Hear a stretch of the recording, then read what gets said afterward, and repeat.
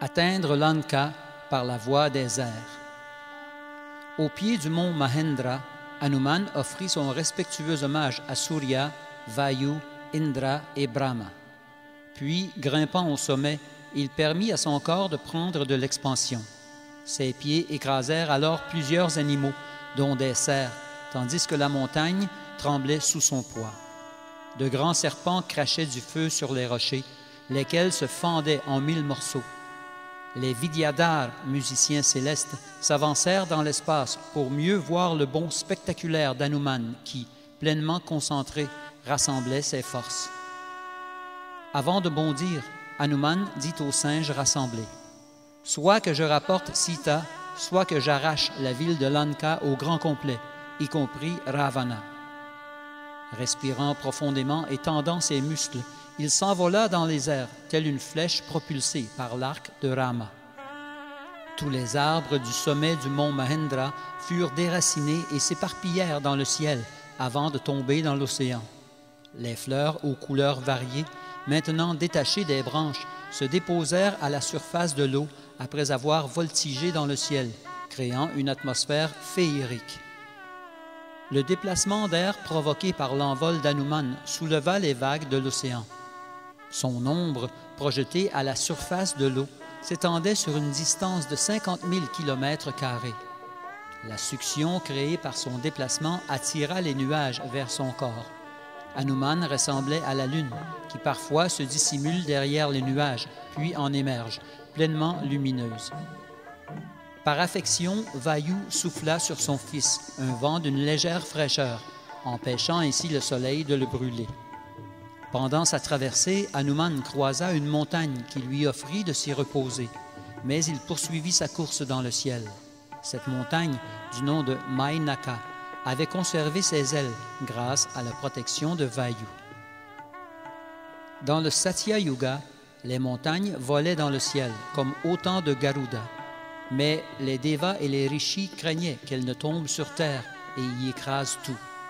Indra avait donc détruit les ailes des montagnes en les bombardant d'éclairs. Pendant ce temps, les Devas et les Gandharvas demandèrent à Surasa, la mère des Nagas, qui sont des serpents munis de plusieurs têtes, demanda donc de mettre Hanuman à l'épreuve en mesurant sa force. Acquiesçant à leur requête, Surasa prit la forme d'une gigantesque Rakshasi, laide et hideuse, et sortit de l'océan pour intimider Hanuman. Elle lui dit, « Par la grâce de Brahma, je peux manger toute la nourriture qui se présente devant moi. Je t'invite à entrer dans ma bouche béante. » Hanuman lui répondit, « Je suis en mission pour trouver Sita, l'épouse de Rama. Au lieu de me nuire, tu dois m'aider. Mais si tu tiens absolument à me dévorer, je reviendrai entrer dans ta bouche après avoir ramené Sita à Rama, mon seigneur et maître. » Surasa répliqua, « Insolent, tu ne peux contourner la bénédiction de Brahma. Tu dois entrer dans ma bouche immédiatement. » Après avoir lancé cet ultimatum à Hanuman, Surasa agrandit sa bouche de 10 yojana. Hanuman prit lui aussi une expansion de 10 yojana et dit à Surasa, « Si tu veux que j'entre dans ta bouche, tu dois l'ouvrir davantage. » S'ensuivit alors une compétition entre l'ouverture de la bouche de Surasa et l'expansion du corps d'Hanuman, passant de 20 à 100 yojana par tranches successives de 10. Finalement, dans un éclair de génie et en un rien de temps, Hanuman réduisit son corps à la taille d'1 pouce pour ensuite entrer dans la bouche de Surasa et en sortir à la vitesse de l'éclair. Il dit alors, « Ô fille de Daksha, les conditions de ta bénédiction ont été remplies. Je poursuis maintenant mon voyage. » Surasa se réjouit de la victoire astucieuse d'Hanuman. Elle apparut devant lui sous sa véritable forme et lui dit, « Bien fait, ô meilleur d'entre les singes, que ta mission soit fructueuse. Puisses-tu bientôt réunir Sita et Rama. » Poursuivant sa course dans le ciel, Hanuman sentit bientôt un poids invisible le ralentir. Une Rakshasi s'était accrochée à son ombre. La Rakshasi ouvrit grande sa bouche et se rua vers Hanuman, qui prit alors de l'expansion. Mais il s'aperçut que la bouche de la Rakshasi était assez grande pour le dévorer. Il renversa de nouveau sa stratégie pour devenir extrêmement petit, ce qui lui permit d'entrer dans la bouche de la démone et d'atteindre son cœur, qu'il déchira en 1000 morceaux à l'aide de ses griffes puissantes. Il sortit du corps de la Rakshasi, reprit sa taille géante et poursuivit son envol de plus belle.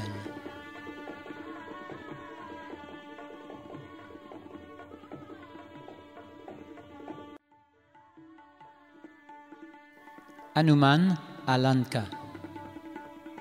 Les plages et les forêts de Lanka devinrent bientôt visibles. De peur que les Rakshasas ne le repèrent, il prit une forme d'une taille normale et y atterrit sur un rocher au pied du mont Trikuta. Même après avoir bondi sur une distance de 100 yojana, 1300 km, Hanuman ne ressentait pas la moindre fatigue. Il regarda la merveilleuse cité de Lanka, perchée en haut d'une montagne, entourée de douves remplies de fleurs de lotus. Des murs en or entouraient la ville, gardée par de féroces Rakshasas. Hanuman s'avança vers la porte du côté nord de la ville, où il vit d'imposants palais d'un blanc immaculé, ainsi que de larges avenues ornées d'arches en or massif, où déambulaient d'innombrables Rakshasas, tous aussi laids et redoutables les uns que les autres, armés jusqu'aux dents et capables de changer de forme à volonté. Hanuman pensa, « Même les Devas ne pourraient envahir cette ville, et que dire d'une armée de singes? Comment Rama espère-t-il vaincre les Rakshasas? Seuls Sugriva, Nila, Angada et moi-même pouvons traverser l'océan pour se rendre ici. Mais d'abord, je dois trouver Sita et vérifier si elle vit encore. Mais la ville est si bien protégée que même le vent ne pourrait y entrer sans être détecté. Je vais prendre une forme méconnaissable et entrer dans la ville de nuit. » Hanuman attendit le coucher du soleil, puis réduisit son corps à la grosseur d'un chat, ce qui lui permit d'entrer dans la ville de Lanka incognito en sautant par-dessus le mur qui la protégeait. L'opulence de la ville, avec ses palais de 7 ou 8 étages somptueusement ornés d'or et de joyaux, dépassait l'imagination d'Hanuman. Les fenêtres des maisons étaient ornées de treillis incrustés de diamants. À l'intérieur se trouvaient de jeunes et jolies femmes, et on y entendait rire et musique douce. Partout dans la ville, des brahmanas rakshasas chantaient des mantras védiques pour la protection de Ravana. Les rayons de la lune aidaient Hanuman à s'orienter. Or, voilà que soudain une hideuse Rakshasi surgit de l'ombre et se place devant Hanuman, l'empêchant d'avancer davantage. « Comment as-tu pu entrer dans cette ville à mon insu? Qu'est-ce qu'un singe comme toi fait au royaume des Rakshasas? » Hanuman lui dit, « Je répondrai à ta question quand je saurai à qui j'ai affaire. » Furieuse, la Rakshasi lui répond, « Je suis Lanka personnifiée, gardienne des lieux sous les ordres de Ravana. Puisque tu es entré ici sans ma permission, tu devras mourir de mes mains, à l'instant même. » Hanuman continue, « Je suis venu visiter la ville et y admirer ses nombreux jardins et palais. » Sur le ton du défi, Lanka lui répond, « Seuls des Rakshasas habitent cette ville. Les singes errants n'ont pas la permission de se promener dans les rues.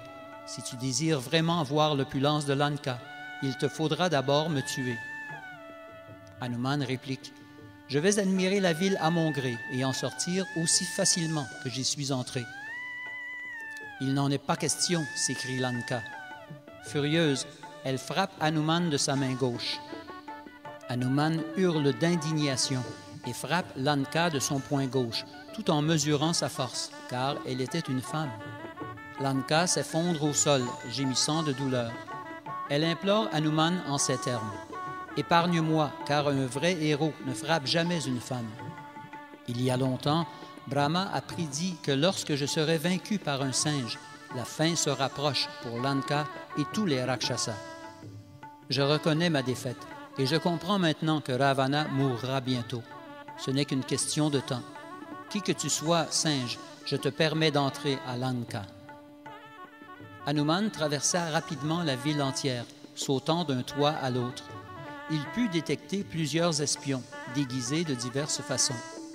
Il vit aussi une armée de 100 000 Rakshasas autour du palais de Ravana, lequel était entouré de murs épais, en or massif. Tout en cherchant Sita partout dans Lanka, Hanuman voit de grands palais aux portes incrustées de pierres précieuses. Sur les murs intérieurs, clairs comme le cristal, aucune poussière.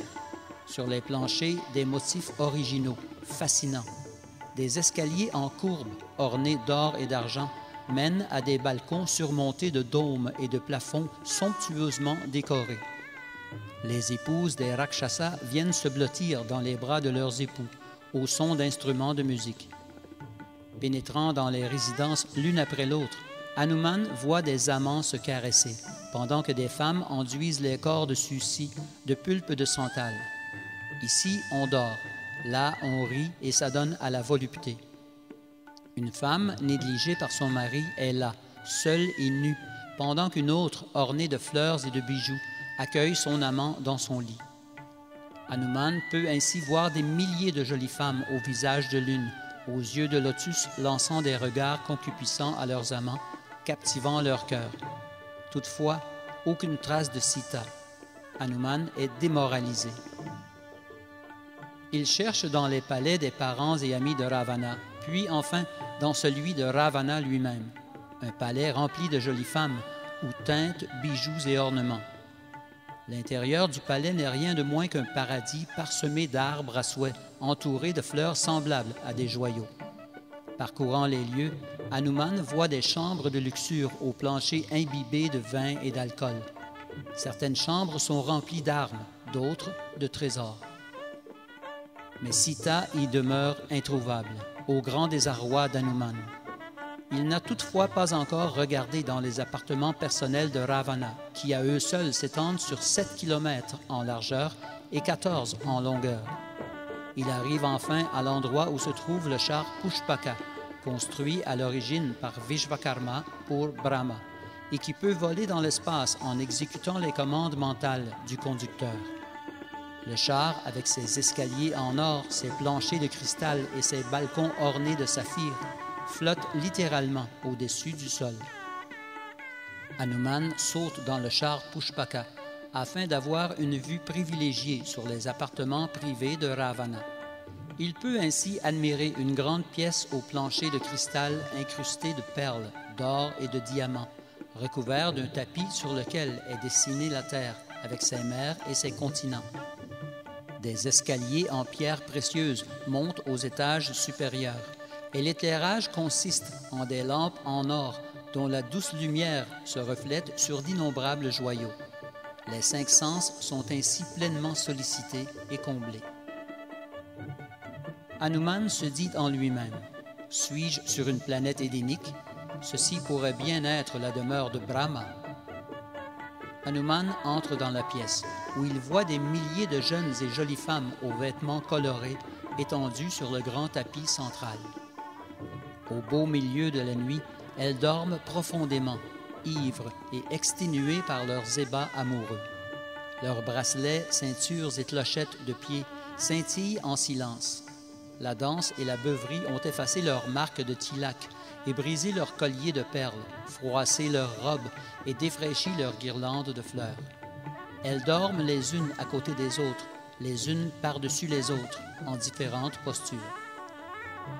Hanuman arrive difficilement à identifier à qui appartient tel bras, telle jambe, telle robe ou tel bijou.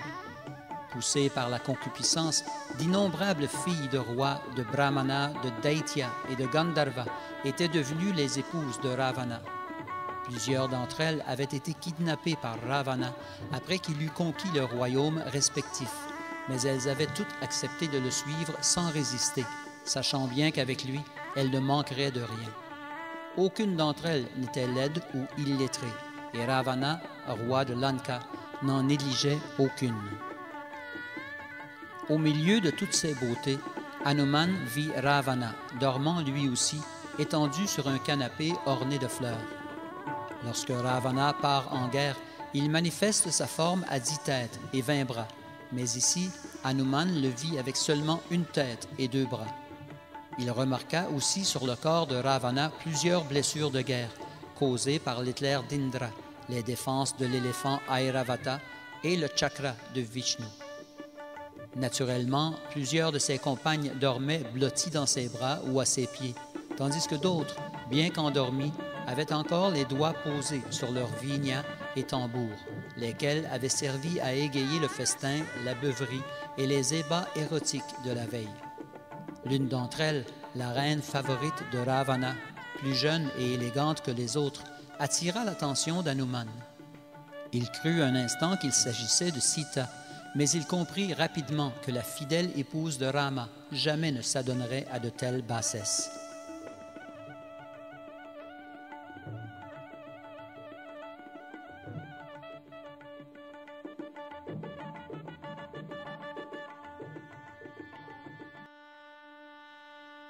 Hanuman retrouve Sita. Hanuman en vint à la conclusion que Sita était probablement morte, ce qui l'attrista. Qu'allait-il dire aux autres singes qui attendaient impatiemment de ses nouvelles? Il reprit toutefois courage, et sa détermination ne fit que redoubler. Il continua ses recherches, mais, semblait-il, en vain. Sampati, le frère de Jatayu, lui avait assuré que Sita se trouvait à Lanka, mais Hanuman ne la voyait nulle part. Peut-être est-elle morte de peur pendant que Ravana la menait à Lanka, pensa-t-il. Peut-être était-elle tombée dans l'océan en tentant de se défaire de l'étreinte de Ravana. Ou pire encore, Ravana l'avait-il dévorée après qu'elle eut refusé ses avances. Mais d'autres pensées vinrent à l'esprit d'Hanuman.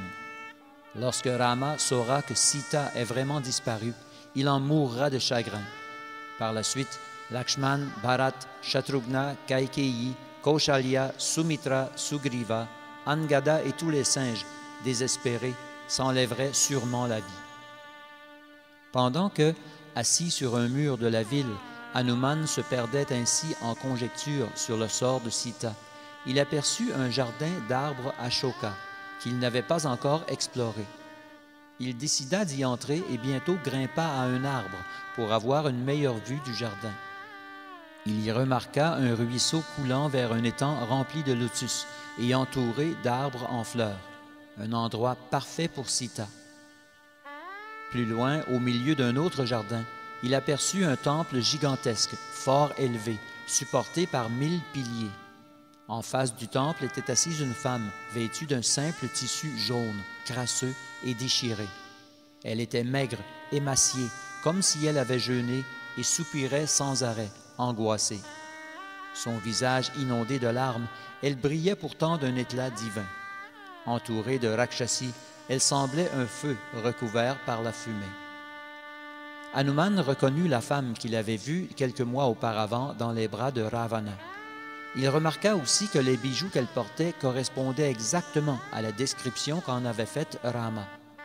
Il regarda attentivement le visage de l'une de cette femme, ses sourcils gracieux, sa poitrine garnie, ses lèvres rouges claires, sa taille fine, ses yeux semblables aux pétales du lotus, ses membres si délicats, symétriques. Il conclut qu'elle devait être Sita. Aussi gracieuse que la déesse de la fortune, elle était pourtant assise sur la terre ferme, telle une ascète. Hanuman pensa, « Voici la bien-aimée de Rama, c'est pour elle que j'ai bondi jusqu'ici, et c'est pour elle que Rama viendra tuer tous ces Rakshasas. La seule pensée de Rama l'aide à oublier sa misère. » Le clair de lune permit à Hanuman de mieux distinguer Sita et les Rakshasi.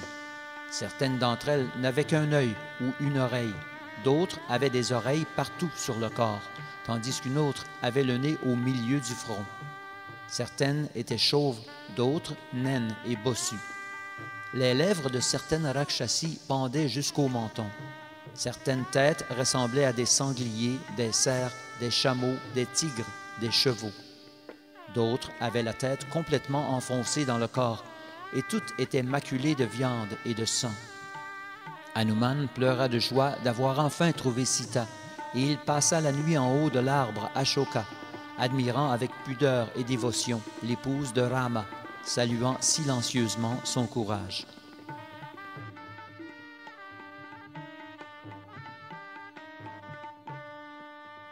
Sita confronte Ravana. Un peu avant le lever du jour, Ravana fut tiré de son sommeil par des bardes qui chantaient ses hauts faits en s'accompagnant d'instruments de musique. Il n'avait désormais de pensée que pour Sita. Incapable de réprimer ses désirs lascifs pour la princesse de Videha, Ravana marcha vers le jardin d'Ashoka, accompagné de 100 jolies femmes transportant des lampes dorées, des chamaras, des coussins, de l'eau et autres accessoires. Encore sous l'effet de l'intoxication de la veille, Ravana titubait. Le voyant s'approcher, Hanuman se cacha derrière quelques branches touffues. De son côté, Sita recouvrit son corps du mieux qu'elle put, tremblant et pleurant. Assise au sol, elle se balançait telle une nacelle sur une mer houleuse. Elle avait maigri considérablement. Le jeûne et le chagrin avaient eu raison de son moral. Se présentant devant Sita, Ravana tenta de la séduire. « Ô femme à la grande beauté, pourquoi couvrir ta poitrine et ta taille? Ne vois-tu pas que je brûle d'amour pour toi? Laisse de côté cette timidité. Je veux que tu combles l'insoutenable désir que j'éprouve pour toi. D'ordinaire, nous, les Rakshasas, kidnappons et violons les femmes des autres, mais je m'abstiendrai de te toucher, si telle n'est pas ta volonté. Pourquoi te vêtir de haillons et jeûner? Deviens ma reine et tu jouiras de toutes les opulences royales. Guirlandes de fleurs, pulpes de santal, parfums et bijoux, boissons ambrosiaques et somptueux repas, lits douillets, musique, chants et danse. Ô beauté sans pareille, profite de la jeunesse, car elle passe rapidement. Si tu veux, je vais conquérir la terre entière et l'offrir en cadeau à ton père, Janaka. Depuis que je t'ai vu, je n'éprouve plus aucun plaisir en la compagnie de mes autres épouses. Pourquoi demeurer fidèle à Rama, un humain, un vulgaire mortel? D'ailleurs, je doute qu'il soit encore vivant, et même s'il l'était, tu ne le reverras plus jamais. » Sita plaça un brin de paille devant elle afin d'ériger un mur psychologique entre elle et son bourreau. Puis elle lui répondit: « Il te faudra te contenter de tes épouses, car jamais tu ne me posséderas. Je suis issue d'une famille honorable et mariée selon les principes religieux. Jamais je n'irai à l'encontre de la vertu. » Tournant le dos à Ravana, Sita poursuivit: « Ta perversité mènera ton royaume à la perte. Ne sais-tu pas que tous se réjouiront de la mort des Rakshasas? Ce que tu m'offres ne m'intéresse guère. J'appartiens à Rama, comme la lumière est indissociable du soleil. Si tu veux la paix, renvoie-moi dans les bras de Rama, sinon tu mourras de ses flèches et de celles de Lakshman. Tu pourras toujours échapper à l'éclair d'Indra, mais pas à la vengeance de Rama. Ce n'est qu'une question de temps avant qu'il n'arrive ici pour vous tuer, toi et tes amis. » Ravana rétorqua: « Je devrais te tuer pour ton insolence, mais mon amour pour toi est plus fort que ma colère. Je t'avais donné une période de réflexion d'1 an, et 10 mois se sont écoulés. J'attendrai encore 2 mois, et si tu te refuses toujours à moi, mes cuisiniers te découperont en morceaux, et je te mangerai pour déjeuner le lendemain. » Plusieurs femmes enlevées et séquestrées par Ravana étaient présentes et sympathisaient avec Sita. Forte de cet élan de courage, Sita reprit: « Tu n'as aucun ami dans ton royaume, sinon il t'aurait conseillé de laisser tomber une entreprise qui mènera à ta perte. Rama est un puissant éléphant et tu n'es qu'un lapin inoffensif. Il est facile pour toi de parler avec assurance en l'absence de Rama. Je pourrais te réduire en cendres par la seule force de mon ascèse, mais je m'en abstiens parce que Rama ne m'en a pas encore donné l'ordre. Idiot! Ne sais-tu pas qu'il est impossible de kidnapper l'épouse de Rama? La seule raison pour laquelle tu y es parvenu est que la Providence m'a choisi pour être l'instrument de ta mort. » Ces paroles de Sita provoquèrent Ravana au plus haut point. Sifflant comme un serpent, les yeux rougissants de rage et dévisageant Sita, il hurla: « Je vais te tuer aujourd'hui même. » Puis, s'adressant aux Rakshasi, gardiennes de Sita, il leur dit: « Faites en sorte que Sita se soumette à mes désirs, de gré ou de force. » Il se tourna encore vers Sita d'un air menaçant, mais une de ses reines le dissuada de continuer à intimider Sita en la traitant de laidronne et de maigrichonne. Elle étreignit Ravana lascivement et l'invita à retourner au palais afin de s'adonner à des activités plus sensuelles en compagnie de femmes qui, elles, au moins, l'aimaient. Sitôt Ravana partit, les hideuses Rakshasi qui gardaient Sita se mirent à l'invectiver, la menacer l'insulter, l'intimider, non seulement verbalement, mais armes au poing, lance, couteau, hache. Au début, Sita ne s'en faisait pas trop car il jouissait d'un sursis de 2 mois. Après tout, les Rakshasi n'allaient certes pas la découper en morceaux et la manger, comme elle le prétendait. Mais après un certain temps, elle éclata en sanglots, effrayée. « Ô Rama, ô Lakshman !» Elle pensa, « Mais où est donc Rama? Il ne sait peut-être pas où je me trouve. Il est peut-être mort de chagrin et monté aux cieux. Ou encore, peut-être Ravana l'a-t-il tué. Si seulement je mourrais, mes souffrances prendraient fin. » Sur ces entrefaites, une vieille femme nommée Trijata sortit d'un sommeil profond. Sans perdre un instant, elle se rua vers le jardin d'Ashoka et dit au Rakshasi, « Vilaine sorcière, comment osez-vous ainsi vous en prendre à Sita? Jamais vous n'arriverez à vos fins, et je vais vous dire pourquoi. Je viens de voir en rêve que Rama viendra bientôt secourir Sita et exterminer tous les Rakshasas. Seul Vibhishan, le frère de Ravana, sera épargné, et Lanka sombrera dans la mer. Demandez immédiatement pardon à Sita. » Comme la vieille dame décrivait sa prémonition, des signes favorables se manifestèrent dans le corps de Sita, ce qui l'encouragea. Elle dit au Rakshasi, « Si ce que dit cette femme est vrai, je vous assure que vous serez épargné de la colère de mon époux. » Mais elle revint bientôt à la réalité. « Et si Ravana me tuait avant l'arrivée de Rama? » Incapable de supporter une telle pensée, Sita décida d'en finir une fois pour toutes. Elle prit la ficelle qui tenait ses cheveux et en attacha un bout à son cou et l'autre à une branche de l'ashoka. Toutefois, d'autres signes encourageants se manifestèrent et son humeur changea bientôt pour le mieux.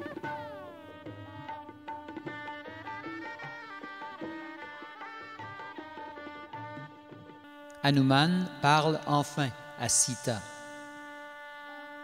Pendant tout ce temps, Hanuman, à l'écart, avait tout entendu. Il analysa la situation.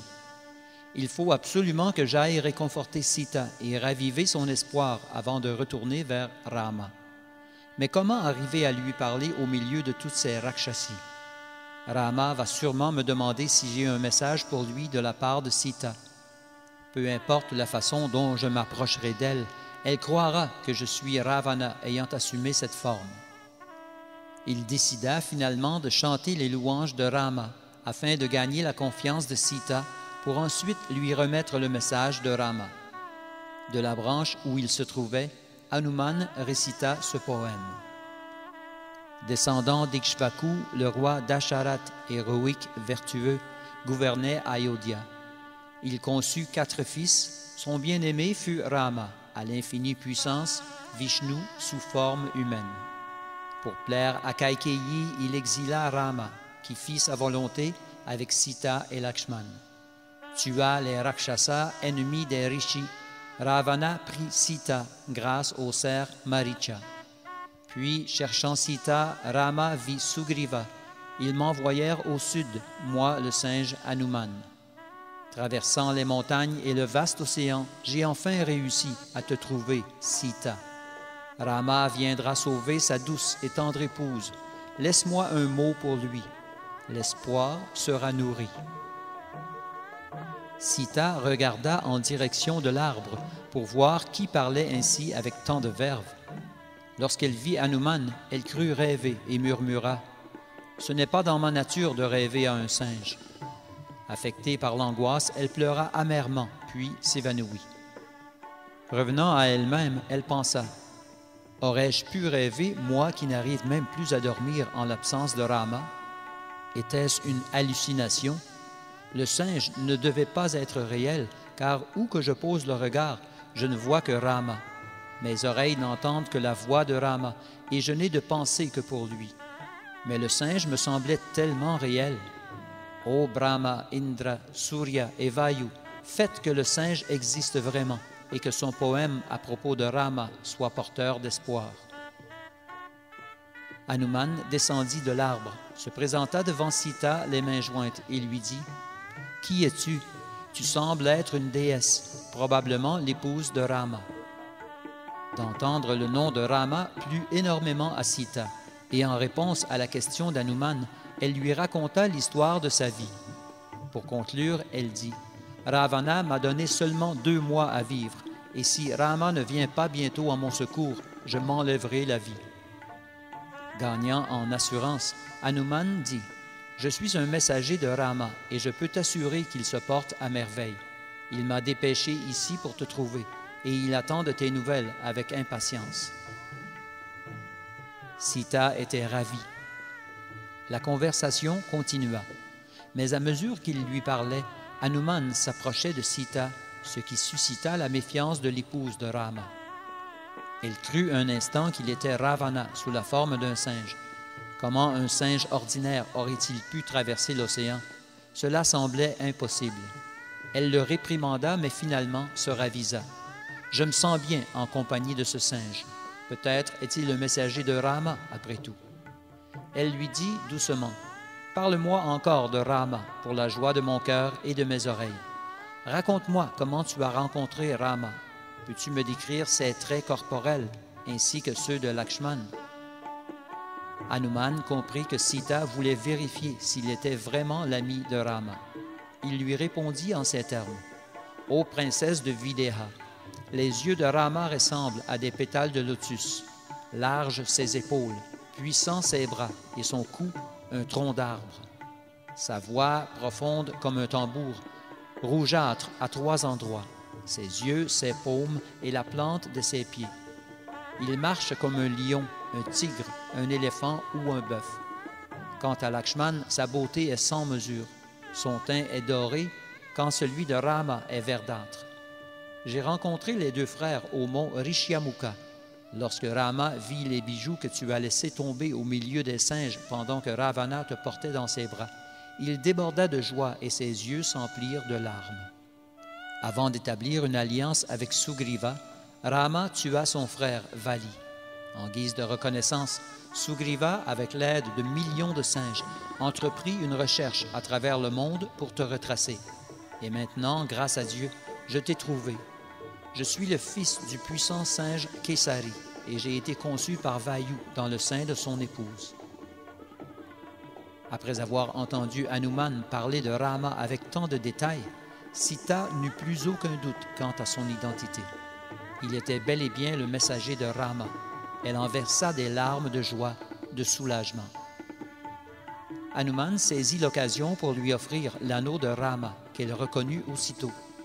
Voyant le nom de Rama inscrit sur la paroi intérieure de l'anneau, son visage s'illumina soudain, comme si Rama était là, debout devant elle. Elle dit, « Ô Hanuman, je te serai éternellement reconnaissante pour ce cadeau. Tu es si magnanime d'être venu ici pour moi. Parle-moi encore de Rama, je t'en prie. » Les mains jointes, Hanuman reprit, « La seule raison pour laquelle Rama n'est pas ici en ce moment est qu'il ignore où tu es. En ton absence, l'esprit de Rama est perturbé. Dès que je retournerai vers lui pour l'informer de ta présence ici, il viendra immédiatement te sauver et en finir avec Ravana. » Sita fit part à Hanuman de l'urgence de la situation. « Rama doit savoir que Ravana me tuera dans 2 mois si je ne me rends pas à ses désirs. Vibhishan, le jeune demi-frère de Ravana, l'a imploré à plusieurs reprises de me renvoyer vers Rama. La fille aînée de Vibhishan m'a révélé qu'un des ministres de la cour a prédit à Ravana que Rama détruirait bientôt tous les Rakshasas. Mais Ravana refuse d'y croire. Hanuman suggéra alors à Sita, « Si tu veux, je t'amène sur mes épaules à Kishkinda, là où Rama se trouve.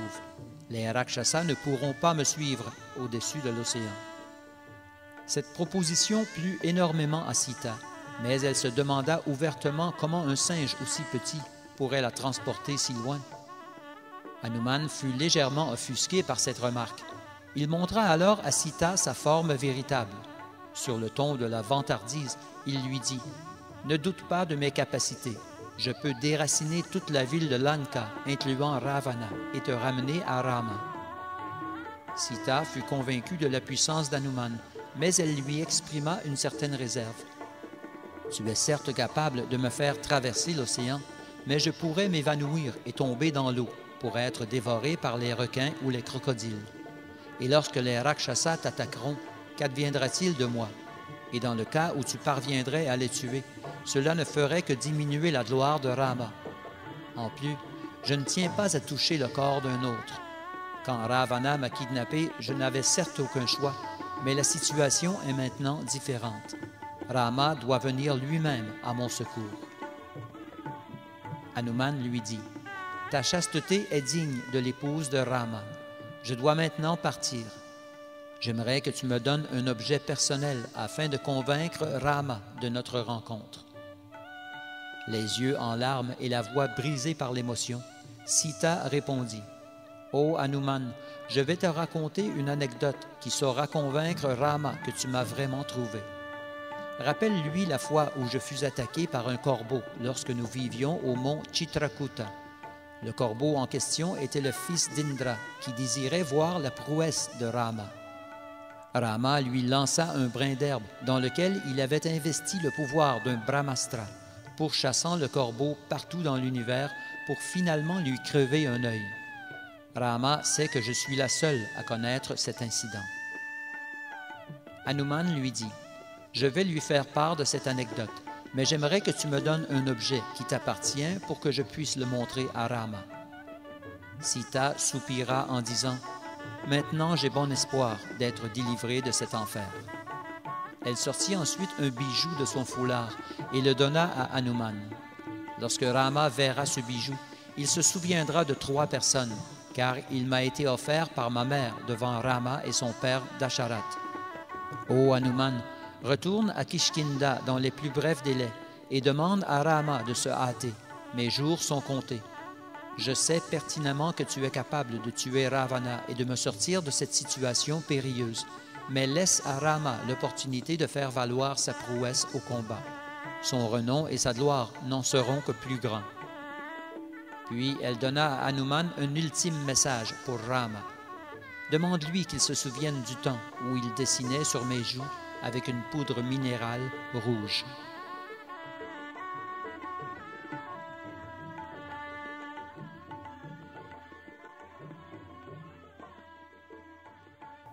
Hanuman capturé. Avant de partir, Hanuman en profita pour évaluer les effectifs des Rakshasas en détruisant le jardin d'Ashoka dans le but avoué de provoquer la colère de Ravana. Après avoir déraciné nombre d'arbres, il fit déborder les étangs pour ensuite réduire en miettes quelques collines. Puis il se tint debout dans l'entrée du jardin. Naturellement, les oiseaux et autres animaux du jardin criaient d'effroi, ce qui réveilla les Rakshasi gardiennes de Sita. Voyant la gigantesque forme d'Hanuman, leurs cœurs s'emplirent de terreur. Elles demandèrent à Sita qui était cette créature et de quoi ils avaient parlé ensemble. Sita nia connaître Hanuman. Elle dit, « C'est probablement un Rakshasa. C'est vous qui devriez le connaître, et non moi. Ce monstre me fait peur à moi aussi. » Certaines Rakshasi restèrent pour surveiller Sita, tandis que d'autres allèrent immédiatement rapporter l'incident à Ravana. Se prosternant avec respect devant leur roi, elles dirent, « Un singe puissant et gigantesque est ici. Il a parlé brièvement avec Sita, puis il a complètement détruit le jardin d'Ashoka, sauf l'espace occupé par la princesse de Videha, qui dit ne pas le connaître. » Furieux, Ravana dépêcha 80 000 Rakshasas sur les lieux pour capturer Hanuman. Lorsque l'armée se présenta devant lui, brandissant armes et boucliers, Hanuman prit encore plus d'expansion et agita sa queue si violemment qu'elle produisit un son terrifiant qui se répandit dans tout Lanka. Hanuman les mit au défi.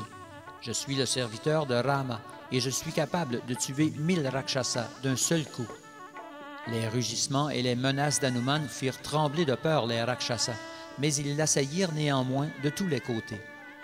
Hanuman se saisit alors d'une barre de fer gisant près de la grille d'entrée, vola dans les airs et massacra l'armée des Rakshasas, à l'exception de quelques survivants qui se hâtèrent de rapporter l'horrible nouvelle à Ravana.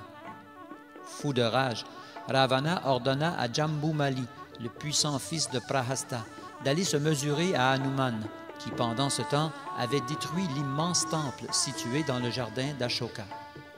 Les Rakshasi l'avaient alors attaqué, Mais Hanuman s'était saisi d'une des colonnes du temple et l'avait fait tournoyer à une telle vitesse qu'elle s'enflamma après avoir effleuré les autres colonnes.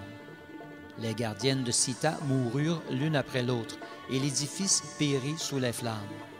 Hanuman, transformé en redoutable guerrier, s'écria « Victoire pour Rama, Lakshman et les singes !» Dépêché par Ravana, Jambumali arriva sur les lieux dans un char conduit par des ânes et faisant claquer la corde de son arc. Sans perdre un instant, il décocha plusieurs flèches qui atteignirent Hanuman à la bouche et au bras. Le visage en sang, Hanuman se saisit d'un énorme rocher et le lance à son adversaire, qui le détruit au moyen de ses flèches. Hanuman déracine un arbre gigantesque, le fait tournoyer violemment avant de le projeter sur Jambumali, qui réagit en transperçant la poitrine d'Hanuman avec 10 flèches. Imperturbable, Hanuman saisit une barre de fer et la fracasse sur la poitrine de Jambumali, avec une telle violence que la tête, les jambes, le char et les ânes du Rakshasa s'éparpillent çà et là, méconnaissables. La nouvelle de la mort de Jambumali ne fit que décupler la rage de Ravana. Il envoya alors au combat les fils de son premier ministre, puis les commandants et leurs armées, qui tous périrent aux mains d'Hanuman, qui parfois prenait une telle expansion qu'il pouvait tuer 1000 Rakshasas d'un simple mouvement du bras. Enfin, d'un signe de tête, Ravana dépêcha son propre fils, Aksha, qui s'avança vers Hanuman dans un char tiré par 8 chevaux et qui volait dans l'espace. Il déversa une pluie de flèches sur Hanuman et une bataille sanglante s'ensuivit. Hanuman éprouvait même de l'admiration pour le jeune fils de Ravana, mais sachant que la force de ce dernier allait en grandissant, il décida d'en finir avec lui. Pendant qu'Aksha s'avançait vers lui dans les airs, le menaçant de son épée, Hanuman le saisit par les jambes et le fit tournoyer des milliers de fois avant de lui briser les membres en le projetant sur la terre ferme. Aksha rendit l'âme, noyé dans son sang. Les rishis perchés dans les cieux regardaient la scène avec étonnement, tandis que la terreur envahissait le cœur de Ravana. Hanuman se repositionna à l'entrée du jardin d'Ashoka, prêt au combat. Ravana, contenant sa colère, convoqua Indrajit, son fils aîné, et lui dit « Nul n'est aussi vaillant que toi au combat, et tu n'as d'égal que moi. Tu as conquis Indra ainsi que tous les Devas, et Brahma t'a fait don de plusieurs armes. Maintenant, va et fais ce qu'il faut pour neutraliser cet ennemi mystérieux. » Hanuman sentit en lui-même une grande joie en entendant claquer l'arc d'Indrajit, qui se présenta devant lui en tenant les rênes de son char. Comme Indrajit le bombardait de flèches, Hanuman rugit violemment et augmenta la taille de son corps, s'envolant dans le ciel pour éviter l'attaque de son ennemi, qui n'arrivait toujours pas à le frapper. Constatant la futilité de ses armes, Indrajit conclut qu'il lui serait impossible de tuer Hanuman. Il lui faudrait plutôt le capturer. Il invoqua un brahmastra spécial qui ligota instantanément Hanuman et le fit tomber au sol, à demi conscient. Hanuman comprit qu'il était lié par Brahma sous la forme d'une arme. Il se rappela alors d'une bénédiction que lui avait donnée Brahma à l'effet qu'une telle arme perdrait éventuellement son emprise sur lui. Il pensa « Je serai bientôt libéré de cette arme, je n'ai donc rien à craindre. Je vais profiter de ma captivité pour voir Ravana face à face. » Plusieurs guerriers Rakshasa vinrent alors ligoter Hanuman avec de puissantes cordes, vociférant des injures. Toutefois, dès que les cordes touchèrent son corps, l'effet du brahmastra fut neutralisé, car 2 armes ne peuvent être utilisées simultanément. Hanuman se laissa tout de même ligoter, feignant la douleur, dans le but inavoué de s'approcher de Ravana.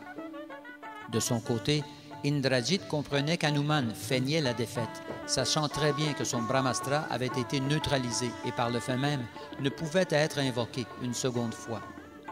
Pendant ce temps, les Rakshasas traînèrent Hanuman devant Ravana, tout en s'entretenant de lui avec enthousiasme. « Mais qui est cette créature?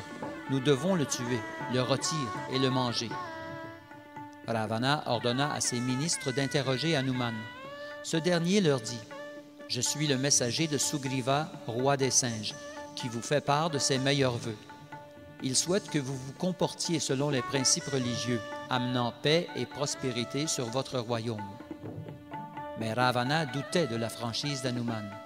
Un des ministres reprit: « Si tu nous révèles la véritable raison de ta présence en ces lieux, nous te laisserons partir. » Hanuman dit: « En tant que singe curieux, je suis venu ici dans le but de voir Ravana. Je savais qu'il me serait difficile d'obtenir une audience privée. C'est pourquoi j'ai détruit le jardin d'Ashoka dans l'espoir d'être capturé et emmené ici, devant le roi. Je n'avais aucune intention de blesser qui que ce soit, mais les guerriers Rakshasa m'ont attaqué et j'ai dû me défendre. Il y a longtemps, j'ai reçu de Brahma une bénédiction à l'effet qu'il serait impossible à quiconque de me ligoter. Vous devez donc savoir que j'ai fait exprès pour me laisser capturer et le Brahmastra d'Indrajit n'a plus aucun effet sur moi. Maintenant, veuillez écouter la vraie raison de ma venue à Lanka. Mon nom est Hanuman et je suis le messager de Rama, le fils de Maharaj Dasharat. Je suis depuis longtemps à la recherche de Sita, l'épouse de Rama qui fut enlevée il y a déjà presque 1 an, et j'ai eu la chance de la trouver ici. Ô roi des Rakshasa, sache que nul n'est à l'abri des flèches de Rama et de Lakshman. Brahma, Shiva ou même Indra n'osent affronter Rama au combat. Ô Ravana, le sage ne se laisse point séduire par la passion. Suis mon conseil, renvoie Sita dans les bras de Rama avant qu'il ne soit trop tard. Même si tu es immunisé contre la mort aux mains des Devas et des Asuras, ne laisse pas l'enlèvement de Sita te porter malheur.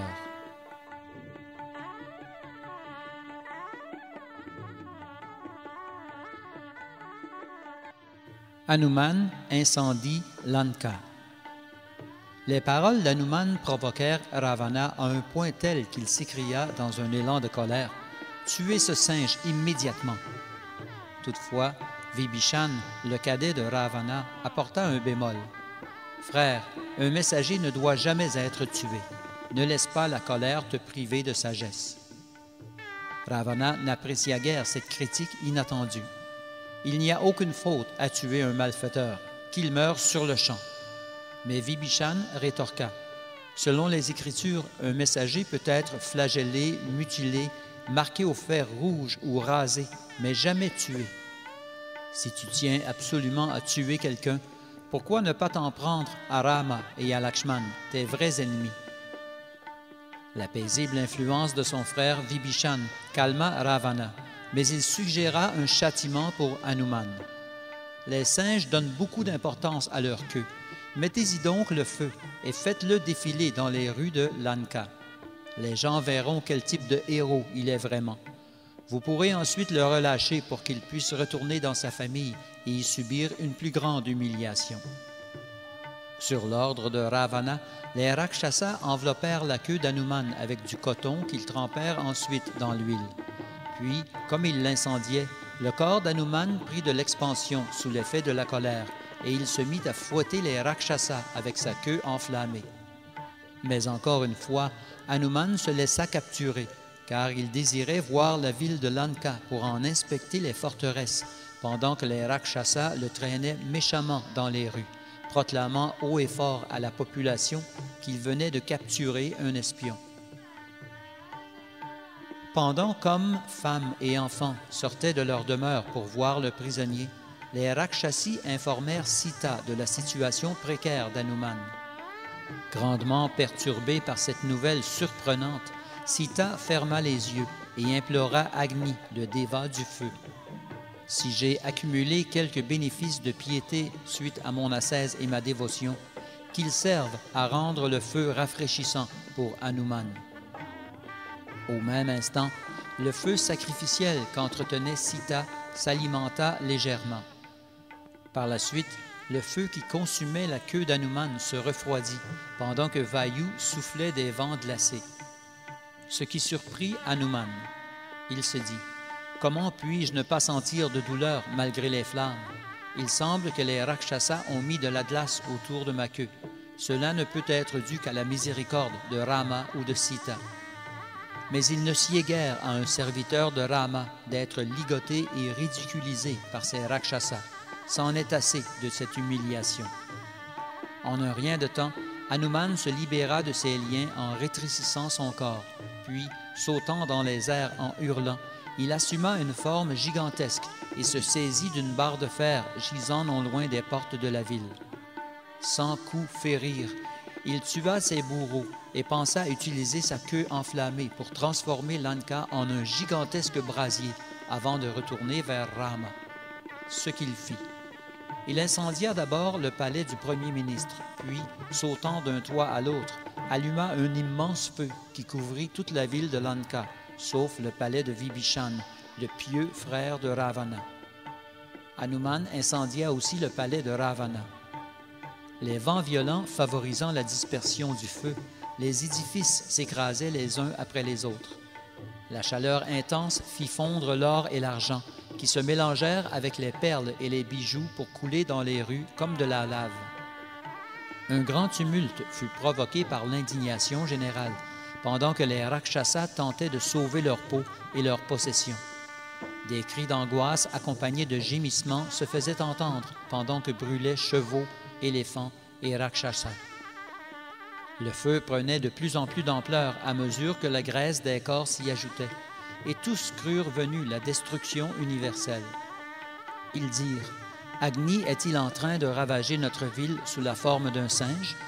Ou est-ce Indra, Brahma, le temps personnifié, ou plutôt l'énergie de Vishnu venue pour nous anéantir? » Après avoir parcouru la ville, Hanuman s'arrêta pour contempler le feu, satisfait de son offensive. Puis il alla tremper sa queue dans l'océan pour éteindre le feu qui la consumait. Enfin, préparant son retour vers Rama, une pensée l'assaillit soudain. Quelle stupidité que d'avoir ainsi mis le feu à Lanka! Et Sita, est-elle morte brûlée, elle aussi? Comme il est vrai que la colère est mauvaise conseillère. Rama et Lakshman ne voudront plus vivre une seconde de plus s'ils apprennent que Sita est décédée. Sugriva et les autres singes les suivront dans la mort, et les citoyens, privés de refuge, les imiteront. Mon manque de jugement a-t-il causé l'anéantissement de l'univers? Comme il s'apitoyait ainsi, Hanuman observa autour de lui des présages encourageants. Il se dit alors, « Si j'ai été épargné des flammes, sûrement que Sita le fut aussi. Sa pureté à elle seule suffit pour la protéger. La force de son ascèse, son amour de la vérité et sa fidélité envers Rama sont plus puissants que le feu. » Les Siddhas, Charana et autres êtres célestes accompagnaient Hanuman depuis le début de sa mission et, toujours présents, l'informèrent que Sita se trouvait bel et bien en sécurité. Soulagé, Hanuman se rua au jardin d'Ashoka, où il versa des larmes de joie dès qu'il aperçut Sita bien vivante. Sita lui dit, « Cher Hanuman, reste avec moi un jour de plus, je t'en prie. Ta compagnie adoucit le grand chagrin qui me consume. Comment Rama, Lakshman et les singes parviendront-ils à traverser l'océan? Dis-leur de se hâter, car je ne peux plus vivre dans de telles conditions. » Hanuman tenta de réconforter Sita en l'assurant que Rama était apte à la secourir. Puis, résolu à partir, il escalada le mont Arshita, écrasant le sommet sous ses pieds. Comme son corps prenait de l'expansion, la montagne s'effrita, pendant que les Gandharvas et les animaux qui y vivaient se sauvaient de toutes parts. En réalité, la montagne, d'une hauteur de 30 yojanas, fut réduite au même niveau que la terre ferme. Volant dans les airs, Hanuman toucha de nouveau le mont Mainaka, en guise de respect. Puis, s'approchant du mont Mahendra, il rugit de jubilation, branlant sa queue, content de revoir ses amis.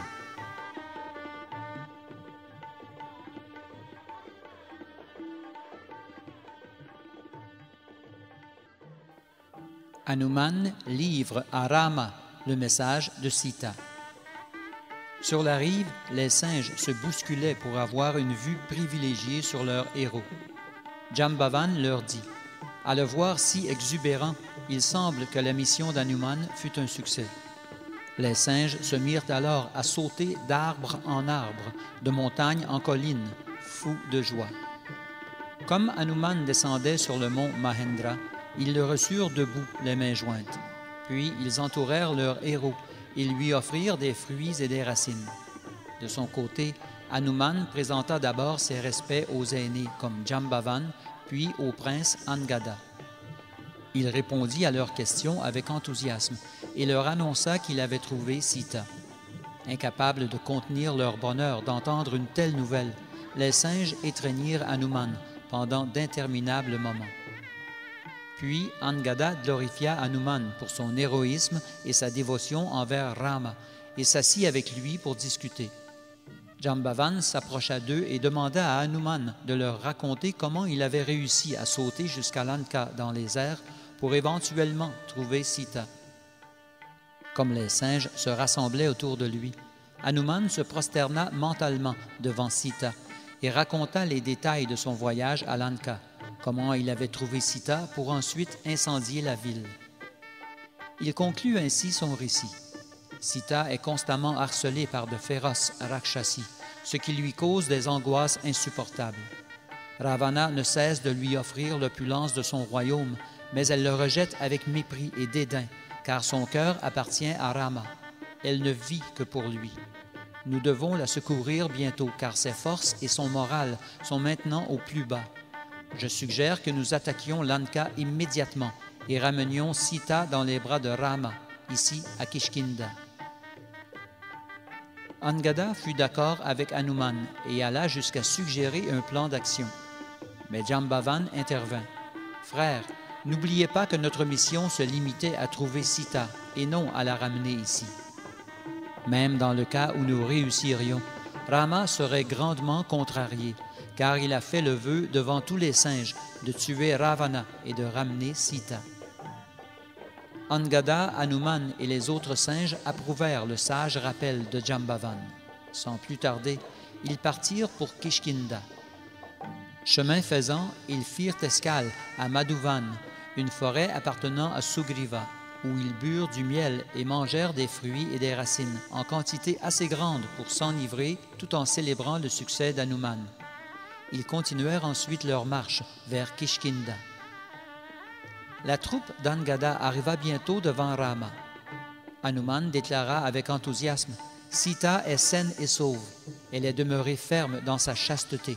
Elle n'a jamais cédé aux avances de Ravana. » Rama posa sur Hanuman un regard plein d'amour et d'admiration. Tous les singes présentèrent ensuite leur respect à Sugriva, Rama et Lakshman. Rama leur demanda où se trouvait exactement l'île de Ravana, et bien évidemment sans qui de Sita.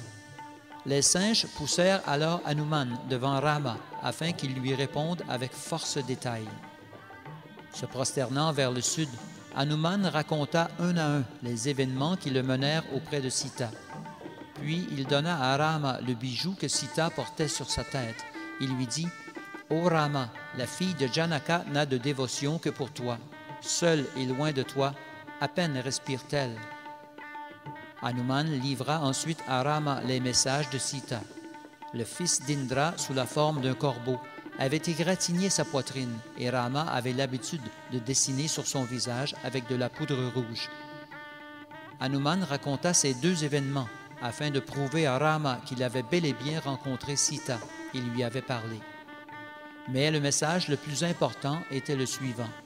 Torturé, intimidé sans cesse par les Rakshasi, Sita y laisserait sa vie si Rama ne venait pas la secourir d'ici un mois.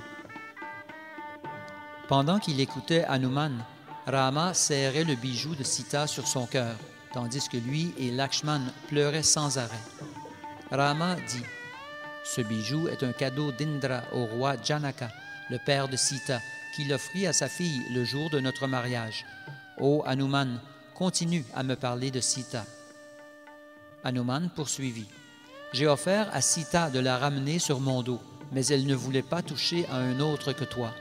Elle me savait capable de tuer Ravana et de la transporter ici, mais elle voulait que ce soit toi qui le fasses, afin d'accroître ainsi ta renommée. Dans un même temps, elle doutait que toi, Lakshman et les singes étiez capables de traverser l'océan. Je la rassurai en lui affirmant que je pourrais peut-être vous transporter sur mes épaules, toi et Lakshman. Dans un cas comme dans l'autre, il n'y a plus de temps à perdre. Rendons-nous à Lanka sans plus tarder. »